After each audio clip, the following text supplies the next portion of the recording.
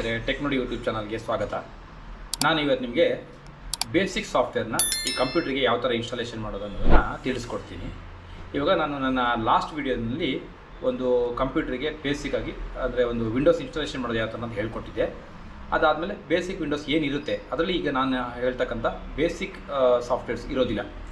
ಅಂದರೆ MS office, ಆಮೇಲೆ PDF ಫೈಲ್ಸ್ನ read ಮಾಡೋಕ್ಕೆ PDF ರೀಡರು, ಅದಾದಮೇಲೆ ಆಡಿಯೋನ ಪ್ಲೇ ಮಾಡೋದಕ್ಕೆ VLC ಪ್ಲೇಯರ್ ಅಂತ ಪ್ಲೇಯರ್ ಒಂದು, ಅದಾದಮೇಲೆ ಯಾವುದಾದ್ರು ಫೈಲ್ಗಳನ್ನ ಜಿಪ್ ಮಾಡಿದರೆ ಕಂಪ್ರೆಸ್ ಆಗಿದರೆ ಅದನ್ನ ಎಕ್ಸ್ಟ್ರಾಕ್ಟ್ ಮಾಡೋದಕ್ಕೆ ಜಿಪ್ ಫೈಲ್ಗಳು ಯಾವುದೂ ಇರೋದಿಲ್ಲ ಸ್ನೇಹಿತರೆ. ಅದನ್ನು ಇನ್ಸ್ಟಾಲೇಷನ್ ಮಾಡೋದು ಯಾವ ಥರ ಅಂತ ಈ ವಿಡಿಯೋದಲ್ಲಿ ನಿಮಗೆ ನಾನು ತಿಳಿಸ್ಕೊಡ್ತೀನಿ. ಯಾವಾಗ ನೋಡಿ, ಈಗ ನಾನು ಇಲ್ಲಿ ಬೇಸಿಕ್ ಸಾಫ್ಟ್ವೇರ್ಸ್ ಒಂದು ಫೋಲ್ಡರ್ ಮಾಡ್ಕೊಂಡೆ. ಇದರೊಳಗೆ ನೋಡಿ ನಾನು ಫಸ್ಟು VLC ಪ್ಲೇಯರು, ಆಮೇಲೆ ಅಡೋಬ್ ರೀಡರು, ಅದಾದಮೇಲೆ ನೀವು MS Office 2016ನ ಇನ್ಸ್ಟಾಲೇಷನ್ ಹಾಕ್ಕೊಂಡಿದ್ದೀನಿ. ಇದನ್ನು ನಾನು ಇನ್ಸ್ಟಾಲೇಷನ್ ಮಾಡೋದು ಯಾವ ಥರ ಅಂತ ತಿಳಿಸ್ಕೊಡ್ತೀನಿ ಸ್ನೇಹಿತರೆ. ನೋಡಿ, ಆಫೀಸ್ ಫೈಲ್ನ ಓಪನ್ ಮಾಡಿಕೊಂಡು ಇದ್ರ ಸೆಟಪ್ ಒಂದು ಫೈಲ್ ಇರುತ್ತೆ. ಈ ಸೆಟಪ್ ಫೈಲ್ನ ನೀವು ಡಬಲ್ ಕ್ಲಿಕ್ ಮಾಡಬೇಕಾಗುತ್ತೆ. ಇದಾದಮೇಲೆ ಇದೊಂದು ವಿಂಡೋನಲ್ಲಿ ಎಸ್ ಅಂತ ಅಪ್ಲಿಕೇಶನ್ ಇರುತ್ತೆ, ಯೂಸರ್ ಅಕೌಂಟ್ಸ್ ಇದು. ಇದನ್ನು ಎಸ್ ಅಂತ ಕೊಡಬೇಕಾಗುತ್ತೆ. ಅದಾದಮೇಲೆ MS Office ಇನ್ಸ್ಟಾಲೇಷನ್ ಕೇಳುತ್ತೆ. ಇದರಲ್ಲಿ ಇನ್ಸ್ಟಾಲ್ ಮತ್ತು ಕಸ್ಟಮೈಸ್ ಅಂತ ಇರುತ್ತೆ. ನಾವು ಇದರಲ್ಲಿ ಇನ್ಸ್ಟಾಲ್ ಅಂತ ಸೆಲೆಕ್ಟ್ ಮಾಡಬೇಕಾಗುತ್ತೆ ಸ್ನೇಹಿತರೆ. ನೋಡಿ, ಇದು ಇನ್ಸ್ಟಾಲೇಷನ್ ಅಂತ ಸೆಲೆಕ್ಟ್ ಮಾಡಿದ್ಮೇಲೆ ಇದು ಒಂದು ಅಂದಾಜು ನಿಮಗೆ ಒಂದು 15ರಿಂದ 20 ನಿಮಿಷದಷ್ಟು ಟೈಮನ್ನು ತಗೊಳ್ತೀವಿ ಇನ್ಸ್ಟಾಲೇಷನ್ ಆಗೋದಕ್ಕೆ. ಇದು ಈಗ ಪ್ರೊಸೆಸಿಂಗ್ ನಡೀತಾ ಇದೆ ನೋಡಿ, ಇನ್ಸ್ಟಾಲೇಷನ್ ಪ್ರೊಸೆಸ್ಸು. ಇದು ಇನ್ಸ್ಟಾಲೇಷನ್ ಕಂಪ್ಲೀಟ್ ಆಗೋ ತನಕ ನಾವು ವೆಯ್ಟ್ ಮಾಡಬೇಕಾಗುತ್ತೆ. ಇದ್ರ ಜೊತೆಗೆ ಬೇರೆ ಸಾಫ್ಟ್ವೇರ್ಸ್ ಏನಿದೆ, ಅಲ್ಲಿ VLC ಪ್ಲೇಯರ್ ಇತ್ತಲ್ಲ, ಆ ಸಾಫ್ಟ್ವೇರ್ಸ್ನ ನೀವು ಇದನ್ನು ಮಿನಿಮೈಸ್ ಮಾಡ್ಕೊಂಡು ಅದನ್ನ ನೀವು ಇನ್ಸ್ಟಾಲೇಷನ್ ಮಾಡ್ಕೋಬೋದು ಸ್ನೇಹಿತರೆ. ಯಾವ ಥರ ಅಂದರೆ ನೋಡಿ, ಇವಾಗ ತೋರಿಸ್ತೀನಿ. ಬ್ಯಾಕ್ ವಿಂಡೋನಲ್ಲಿ ಬಂದರೆ ನೋಡಿ, ಇಲ್ಲಿ VLC ಪ್ಲೇಯರ್ ಇರುತ್ತೆ. ಈ VLC ಪ್ಲೇಯರ್ನ ಡಬಲ್ ಕ್ಲಿಕ್ ಮಾಡ್ಕೊಳ್ಳಿ. ಇದಾದಮೇಲೆ ಇದು ಕೂಡ ಎಸ್ ಅಂತ ಕೇಳಿದ್ರೆ ಯೂಸರ್ ಅಕೌಂಟ್ ಕೇಳುತ್ತೆ, ಎಸ್ ಕೊಡಿ. ಇದಾದಮೇಲೆ ಇಲ್ಲಿ ಓಕೆ ಕೊಡಿ. ಇದು ಲ್ಯಾಂಗ್ವೇಜ್ ಕೇಳುತ್ತೆ, ಲ್ಯಾಂಗ್ವೇಜ್ ಸೆಲೆಕ್ಟ್ ಮಾಡ್ಕೋತೀರಾ. ಅದಾದಮೇಲೆ ಇಲ್ಲಿ VLC ಪ್ಲೇಯರ್ನ ಸೆಟಪ್ ಕೇಳುತ್ತೆ, ಇಲ್ಲಿ ನೆಕ್ಸ್ಟ್ ಕೊಡ್ತೀರಾ. ನೆಕ್ಸ್ಟ್ ಕೊಟ್ಟಾದ್ಮೇಲೆ ಪುನಃ ನೆಕ್ಸ್ಟ್ ಆಪ್ಷನ್ ಕೇಳುತ್ತೆ. ಇವಾಗ ನೆಕ್ಸ್ಟ್ ಆಪ್ಷನ್ ಸೆಲೆಕ್ಟ್ ಮಾಡ್ಕೊಳ್ಳಿ, ಪುನಃ ನೆಕ್ಸ್ಟ್ ಕೊಡಿ. ಇವಾಗ ಇದು ಎಲ್ಲಿ ಇನ್ಸ್ಟಾಲೇಷನ್ ಆಗುತ್ತೆ ಅಂತ ತೋರಿಸುತ್ತೆ. ನಾವು ಅದನ್ನೇನು ಚೇಂಜ್ ಮಾಡೋ ಅವಶ್ಯಕತೆ ಇರೋದಿಲ್ಲ. ಇದು ಡಿಫಾಲ್ಟ್ ಪ್ರೋಗ್ರಾಮ್ ಫೈಲ್ಸ್ ಎಲ್ಲ ಇನ್ಸ್ಟಾಲ್ ಆಗುತ್ತೆ. ನೀವು ಇನ್ಸ್ಟಾಲ್ ಅಂತ ಕೊಟ್ಬಿಡಿ ಸ್ನೇಹಿತರೆ. ಇದಾದಮೇಲೆ ಇದು ಇನ್ಸ್ಟಾಲೇಷನ್ ನಡೀತಾ ಇರುತ್ತೆ. ಇದು ಇನ್ಸ್ಟಾಲೇಷನ್ನು ಒಂದು 3ರಿಂದ 5 ನಿಮಿಷಗಳ ಕಾಲ ಟೈಮ್ ತಗೊಳುತ್ತೆ. ಅದನ್ನು ಅದರಷ್ಟಕ್ಕೆ ಬಿಡಬೇಕು, ನೀವೇನು ಮಾಡೋ ಅವಶ್ಯಕತೆ ಇಲ್ಲ. ಈಗ ನೋಡಿ, ಪೂರ್ತಿ ಇನ್ಸ್ಟಾಲೇಷನ್ ಆಗಿದೆ. ಇದಾದಮೇಲೆ ಇದು ಕೇಳುತ್ತೆ ರನ್ VLC ಪ್ಲೇಯರ್ ಅಂತೇಳಿ. ನೀವು ಬೇಕಾದ್ರೆ ಸೆಲೆಕ್ಟ್ ಮಾಡ್ಕೋಬೋದು, ಬೇಕು ಬೇಡದಿದ್ರೆ ರಿಮೂವ್ ಮಾಡ್ಕೋಬೋದು. ಇದರಿಂದ ಬೆನಿಫಿಟ್ ಏನಂದರೆ, ಇದು ಮಾಡಿದ ಕೂಡಲೇ ನಾನು ಫಿನಿಶ್ ಕೊಟ್ಟು ಕೂಡಲೇ ಈ ಪ್ಲೇಯರ್ ಓಪನ್ ಆಗುತ್ತೆ. VLC ಪ್ಲೇಯರ್ ನೋಡಿ ತೋರಿಸ್ತೀನಿ. ನೋಡಿ, ಈ ಥರ VLC ಪ್ಲೇಯರ್ ಇನ್ಸ್ಟಾಲೇಷನ್ ಆಗಿರೋದು ಓಪನ್ ಆಗುತ್ತೆ. ಇದನ್ನು ಆದಮೇಲೆ ಇದನ್ನ ಕ್ಲೋಸ್ ಮಾಡ್ಕೊಂಡು ನೆಕ್ಸ್ಟ್ ನಿಮ್ಮ ಕಂಪ್ಯೂಟರ್ ಯಾವ್ದಾದ್ರು ವೀಡಿಯೋಸ್ ಇದ್ದರೆ ಅದನ್ನ ನೀವು ಪ್ಲೇ ಮಾಡ್ಕೊಳ್ಳೋಕೆ ಹೆಲ್ಪ್ ಆಗುತ್ತೆ. ನೋಡಿ, ಇವಾಗ ನಾನು ಅದಾದಮೇಲೆ ಕೆಳಗಡೆ ಬಂದರೆ ನಾನು ಇಲ್ಲಿ ನೋಡ್ತಾ ಇದ್ವಿ MS Office ಇನ್ಸ್ಟಾಲೇಷನ್ ನಡೀತಾ ಇದೆ. ಇದು ಕಂಪ್ಲೀಟ್ ಇನ್ಸ್ಟಾಲ್ ಆಗೋ ತನಕ ನಾವು ವೆಯ್ಟ್ ಮಾಡಬೇಕಾಗುತ್ತೆ. ಇದು ಏನಕ್ಕೆ ಅಂದರೆ, ಇದರಲ್ಲಿ MS Officeನಲ್ಲಿ ಬೇಸಿಕ್ಕಾಗಿ ಒಂದು ಏನಂತಂದರೆ ವರ್ಡ್ ಬರುತ್ತೆ, ಮತ್ತು ಎಕ್ಸೆಲ್ ಇರುತ್ತೆ, ಅದಾದಮೇಲೆ ಪವರ್ ಪಾಯಿಂಟ್ ಇರುತ್ತೆ, ಆಮೇಲೆ ಔಟ್ಲುಕ್ ಇರುತ್ತೆ. ಒಂದು 3-4 ಕೆಲವೊಂದು ಫೆಸಿಲಿಟೀಸ್ ಅಲ್ಲಿರುತ್ತೆ.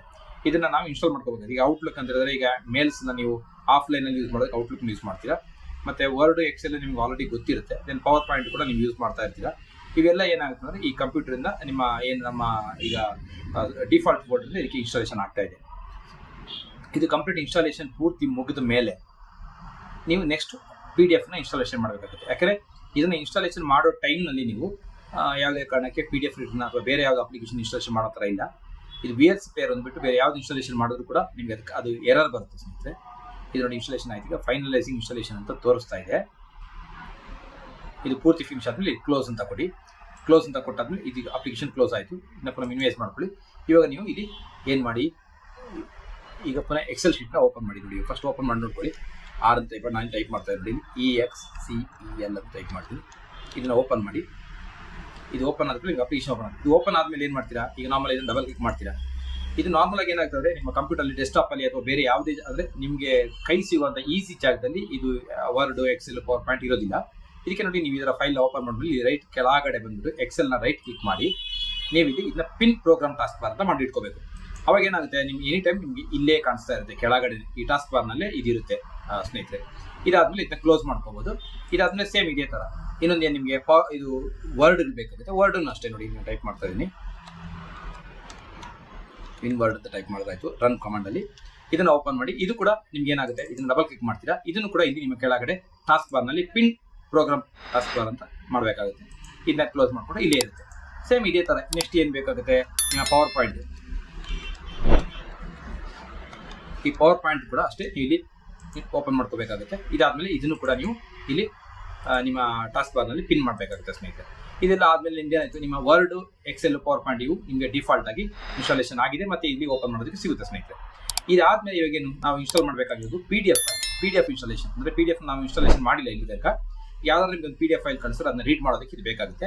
ಇದು ಬಂದ್ಬಿಟ್ಟು ಅಡೋಬ್ ರೀಡರ್ ಅಂತ ಇದೆ ಹೆಸರು. ಇದನ್ನ ಡಬಲ್ ಕ್ಲಿಕ್ ಮಾಡ್ತೀರಾ. ಇದಾದ್ಮೇಲೆ ಯೂಸರ್ ಅಕೌಂಟ್ ಕೇಳಿದ್ರೆ ಎಸ್ ಅಂತ ಕೊಡ್ತೀರಾ. ಇದಾದ್ಮೇಲೆ ಇನ್ಸ್ಟಾಲೇಷನ್ ನಡೆಯುತ್ತೆ ಸ್ನೇಹಿತರೆ. ಇದು ಕೂಡ ಅಷ್ಟೇ. ಇದು ಇನ್ಸ್ಟಾಲೇಷನ್ ಮಾಡೋ ಟೈಮಲ್ಲಿ ನೀವು ಬೇರೆ ಯಾವುದೋ ಅಪ್ಲಿಕೇಶನ್ಸ್ನ ಇನ್ಸ್ಟಾಲೇಷನ್ ಮಾಡಬೇಡಿ. ಕಾರಣ ಏನಂದರೆ ಇದು ಮಾಡ್ತಾ ಇರಬೇಕಾದ್ರೆ ಇದ್ರದ್ದು ಕೆಲವು ಸಪೋರ್ಟಬಲ್ ಫೈಲು ನೀವು ಇನ್ನೊಂದು ಇನ್ಸ್ಟಾಲೇಷನ್ ಮಾಡ್ತಕ್ಕಂಥ ಫೈಲ್ನ ರನ್ನಿಂಗ್ ಫೈಲ್ ಆಗಿರುತ್ತೆ. ಹಾಗಾಗಿ ಅದು ಎರರ್ ಕೊಡುತ್ತೆ ಸ್ನೇಹಿತರೆ. ಹಾಗಾಗಿ MS ಆಫೀಸು ಒಂದ್ಸಲ ಪೂರ್ತಿ ಇನ್ಸ್ಟಾಲೇಷನ್ ಮುಗಿದ ಮೇಲೇ ಇದನ್ನ ಅಥವಾ ಯಾವುದು ಅಡೋಬ್ ರೀಡರ್ನ ಇನ್ಸ್ಟಾಲ್ ಮಾಡಬೇಕಾಗುತ್ತೆ. ಆಡಿಯೋ ಪ್ಲೇಯರ್ಸ್ನ ಇನ್ಸ್ಟಾಲ್ ಮಾಡ್ಕೋಬಹುದು. ನೋಡಿ, ಆದ್ಮೇಲೆ ಇದು ಕೇಳುತ್ತೆ make adobe reader as A default PDF viewer ಅಂತ. ಅದನ್ನು ಡಿಫಾಲ್ಟ್ ಆಗಿ ನೀವು ಚೇಂಜ್ ಮಾಡೋಕೆ ಹೋಗಬೇಡಿ. ಇದಾದ್ಮೇಲೆ ಕೆಳಗಡೆ ನೆಕ್ಸ್ಟ್ ಆಪ್ಷನ್ನ ಸೆಲೆಕ್ಟ್ ಮಾಡಿ. ಇದರಲ್ಲಿ ಇನ್ಸ್ಟಾಲ್ ಅಪ್ಡೇಟ್ಸ್ ಆಟೋಮೆಟಿಕಲಿ ನಿಮಗೆ ನೆಸೆಸಿಟಿ ಇರೋದಿಲ್ಲ. ನಿಮಗೆ ಬೇಕಾದಾಗ ಮಾತ್ರ ನೀವು ಅಪ್ಡೇಟ್ ಮಾಡ್ಕೊಳ್ಳೋದು ಬೆಟರ್ ಅನಿಸುತ್ತೆ. ಇಲ್ಲಾಂದರೆ ಸುಮ್ಮನೆ ನಿಮಗೆ ಇಂಟರ್ನೆಟ್ ವೇಸ್ಟ್ ಆಗ್ತಾ ಇರುತ್ತೆ. ಇಲ್ಲಿ ಮ್ಯಾನುವಲಿ ಚೆಕ್ ಇನ್ಸ್ಟಾಲ್ ಅಪ್ಡೇಟ್ಸ್ ಇರುತ್ತೆ, ಇನ್ಸ್ಟಾಲ್ ಕೊಡಿ ಸ್ನೇಹಿತರೆ. ಇದಾದ್ಮೇಲೆ ಇದು ಕೂಡ ಒಂದು ಎಷ್ಟೋ ಸೆಕೆಂಡ್ ಕಾಲ ಇನ್ಸ್ಟಾಲೇಷನ್ ನಡೆಯುತ್ತೆ. ಇದು ಇನ್ಸ್ಟಾಲೇಷನ್ ಆಗೋ ತನಕ ನೀವು ವೆಯ್ಟ್ ಮಾಡಬೇಕು. ಯಾವುದೇ ಕಾರಣಕ್ಕೆ ಇದನ್ನ ಕ್ಲೋಸ್ ಮಾಡೋದು ಅದನ್ನೇನು ಮಾಡೋದಕ್ಕೆ ಹೋಗಬೇಡಿ. ಅದು ಮಾಡಿದ್ರೆ ನಿಮಗೆ ಆಮೇಲೆ ಫೈಲ್ಸ್ ರೀಡ್ ಆಗದೆ ಇರ್ಬೋದು. ಇದು ಪೂರ್ತಿ ಆದ್ಮೇಲೆ ಸೆಟಪ್ ಕಂಪ್ಲೀಟ್ ಬರ್ತೀನಿ, ಫಿನಿಶ್ ಆಗುತ್ತೆ ಸ್ನೇಹಿತರೆ. ಈ ಫಿನಿಶ್ ಆದಮೇಲೆ ನೋಡಿ, ಫಿನಿಶ್ ಆಯ್ತಲ್ಲ, ಫಿನಿಶ್ ಆದಮೇಲೆ ನೀವೇನು ಮಾಡಬೇಕಾಗುತ್ತೆ, ಒಂದು ಸಲ ಫಸ್ಟ್ ಒಂದು ಟೈಮು ನೀವು ಇದನ್ನ ಈ PDF ಡೆಸ್ಕ್ಟಾಪಲ್ಲಿ ಇರುತ್ತೆ ನೋಡಿ, ಕಾಣಿಸ್ತಾ ಇದೆ. ಇದನ್ನ ಒಂದ್ಸಲ ನೀವು ಡಬಲ್ ಕ್ಲಿಕ್ ಮಾಡಿ ಓಪನ್ ಮಾಡಬೇಕಾಗುತ್ತೆ. ಇದು ಓಪನ್ ಮಾಡಿದಾಗ ಇದು ಟರ್ಮ್ಸ್ ಆ್ಯಂಡ್ ಕಂಡೀಷನ್ನ ನೀವು ಅಕ್ಸೆಪ್ಟ್ ಮಾಡ್ಕೊಳ್ಳಿ ಅಂತ ಕೇಳ್ತಿದ್ದು ನೋಡಿ, ಕೇಳುತ್ತೆ. ಇದನ್ನ ಅಕ್ಸೆಪ್ಟ್ ಮಾಡಿ ಇಟ್ಕೊಂಡ್ಬಿಟ್ರೆ ನಿಮಗೆ ಡೈರೆಕ್ಟಾಗಿ ನಿಮ್ಮ PDF ಫೈಲ್ ರೀಡ್ ಆಗುತ್ತೆ. ಇಲ್ಲ ಅಂದರೆ ಈ ಅಕ್ಸೆಪ್ಟ್ ಮಾಡಲಿಲ್ಲ ಅಂದರೆ ನೀವು ಎವ್ರಿ ಟೈಮ್ ಓಪನ್ ಆದ್ಬಿಟ್ಟು ಈ ಅಕ್ಸೆಪ್ಟ್ ಫೈಲ್ ಮಾಡಿ ಅಂತ ಕೇಳುತ್ತೆ. ಆವಾಗ ನಂದೇನೋ ಫೈಲ್ ಕರಪ್ಟ್ ಆಗಿದೆ ಅಂತ ನಿಮಗೆ ಫೀಲ್ ಆಗುತ್ತೆ. ಅದಕ್ಕೋಸ್ಕರ ನೀವು ಒಂದು ಸಲ ಇನ್ಸ್ಟಾಲೇಷನ್ ಪೂರ್ತಿ ಮುಗಿದ ಮೇಲೆ ಈ ಅಕ್ಸೆಪ್ಟ್ ಬಟನ್ನ ಕ್ಲಿಕ್ ಮಾಡ್ಕೊಳ್ಳಿ. ಆದಮೇಲೆ ನಿಮಗೆ ಇದು ಓಪನ್ ಆಗುತ್ತೆ. ಇದು ನಿಮ್ಮ PDF ಫೈಲ್ಸ್ ಏನಾದಿದ್ರೆ ನಿಮ್ಮ ಕಂಪ್ಯೂಟರ್ಲಿ ಅದು ಓಪನ್ ಆಗುತ್ತೆ. ಇದಾದಮೇಲೆ ಇದನ್ನ ಕ್ಲೋಸ್ ಮಾಡ್ಕೊಳ್ಳಿ. MS ಆಫೀಸು, ಆಮೇಲೆ VLC ಪ್ಲೇಯರು, ಅದಾದಮೇಲೆ ನಿಮಗೆ PDF ರೀಡರ್. ಈ ವಿಂಡೋಸ್ನ ಜೊತೆಗೆ ಈ ಇಷ್ಟು ನಾನು ಬೇಸಿಕ್ ಸಾಫ್ಟ್ವೇರ್ ಇನ್ಸ್ಟಾಲೇಷನ್ ಮಾಡೋದು ನಿಮಗೆ ತಿಳಿಸ್ಕೊಟ್ಟಿದ್ದೀನಿ. ಈ ನನ್ನ ವಿಡಿಯೋ ನಿಮಗೆ ಇಷ್ಟ ಆಗಿದ್ರೆ ಲೈಕ್ ಮಾಡಿ, ಶೇರ್ ಮಾಡಿ, ಸಬ್ಸ್ಕ್ರೈಬ್ ಮಾಡಿ. ಹಾಗೆ ಇನ್ನೂ ಏನಾದ್ರು ಈ ಇನ್ಸ್ಟಾಲೇಷನ್ ಬಗ್ಗೆ ನಿಮಗೆ ಹೆಚ್ಚಿನ ಮಾಹಿತಿ ಬೇಕಾದರೆ, ಈ ಸಾಫ್ಟ್ವೇರ್ಸ್ ಎಲ್ಲಿ ಸಿಗುತ್ತೆ ಅಥವಾ ಈ ಸಾಫ್ಟ್ವೇರ್ನ ಎಲ್ಲಿಂದ ನಾವು ಡೌನ್ಲೋಡ್ ಮಾಡ್ಕೋಬೇಕು ಅಥವಾ ಏನಾದ್ರು ಅದು ಹೆಚ್ಚಿನ ಮಾಹಿತಿ ನಿಮಗೆ ಏನಾದ್ರು ಬೇಕಾದರೆ ನನ್ನ ಈ ಕಮೆಂಟ್ ಬಾಕ್ಸಲ್ಲಿ ಕೆಳಗಡೆ ಕಮೆಂಟ್ ಮಾಡಿ. ಧನ್ಯವಾದಗಳು ಸ್ನೇಹಿತರೆ.